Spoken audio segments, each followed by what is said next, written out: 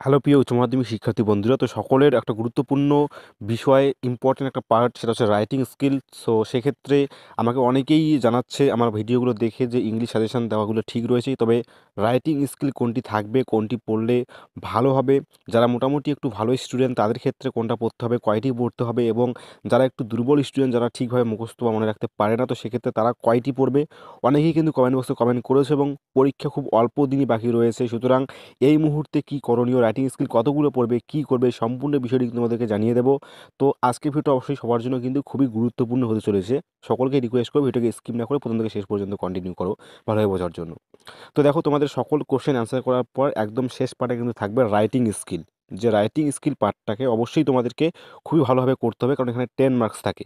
এই 10 মার্কসটাকে আমাদের যে করেই হোক হাতাতে হবে, অর্থাৎ ছাড়া যাবে না। তো সেক্ষেত্রে রাইটিং স্কিলে অবশ্যই তোমাদের যে টার্গেটটা থাকবে সেটা হচ্ছে রিপোর্ট যারা করতে চাইছো। আমি সবাইকে অনেকেই হয়তো বলতে চাইছো যে কোনটা করলে আমরা অনেকগুলো লিখতে পারবো। তো দেখো, একটা রিপোর্ট যদি তোমরা করো তাহলেই কিন্তু অনেকটাই ইজি হয়ে যাবে, কারণ তোমাদের যে বাকি রাইটিংগুলো থাকে সেটা তুলনামূলকভাবে কিন্তু একটু কঠিন, কোনোটাই বলা যাবে না, সবগুলোই সোজা। তবে রাইটিং স্কিলের মধ্যে রিপোর্ট পার্টটাকে যদি তোমরা করো, আমরা বিগত বছরের কোশ্চেনগুলোকে আমি স্টাডি করেছিলাম, আমি কিন্তু সেখানে অনেকবারই দেখেছি, অর্থাৎ এখনও পর্যন্ত যা রিপিট হয়েছে সেক্ষেত্রে সবগুলোই কিন্তু স্কুল রিলেটেড রিপোর্ট এসেছে, স্কুলের বিভিন্ন সম্পর্কে কিন্তু রিপোর্ট এসেছে।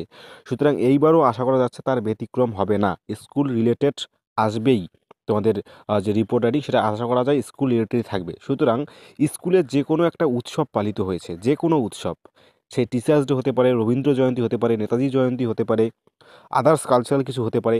তো এই সম্পূর্ণ যে আদার্স কালচারাল কিছু, এটা দেখার ক্ষেত্রে তোমাদের শুধুমাত্র একটাই, যদি তোমরা স্ট্রাকচার বের করে শুধুমাত্র টিচার্স ডে সেলিব্রেশন কিংবা রবীন্দ্র জয়ন্তী, তোমরা যদি একটাই পড়ো এবং একটাকে যদি একটা স্ট্রাকচারের কাঠামো নিয়ে এসে সেটাকেই শুধু প্র্যাকটিস করো এই কয়েকদিনে, তাহলে কিন্তু তোমরা রাইটিং স্কিলটাকে করতে পারবে। অর্থাৎ রিপোর্ট রাইটিং যদি তোমরা একটাই পড়ো, সেটা হচ্ছে যে কোনো দিন স্কুলে পালন করা। তো সেটাই যদি তোমরা একটু ভালোভাবে করো, তোমরা চাইলে আমি তোমাদেরকে পিডিএফ পর্যন্ত দিতে পারি, তোমরা কমেন্টসে কমেন্ট করবে কাদের কাদের পিডিএফ দরকার, কীভাবে লিখলে তোমাদের সেই নাম্বারটা হবে এবং কোন কোন জায়গাগুলোকে পরিবর্তন করতে হবে।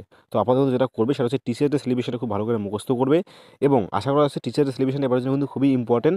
তো টিচার ডে সেলিব্রেশন না আসলেও কিন্তু সেখান থেকে তোমরা অন্য কিছু বানিয়ে লিখতে পারবে, সেটাও কিন্তু আমি তোমাদেরকে আগেই বলে দিলাম।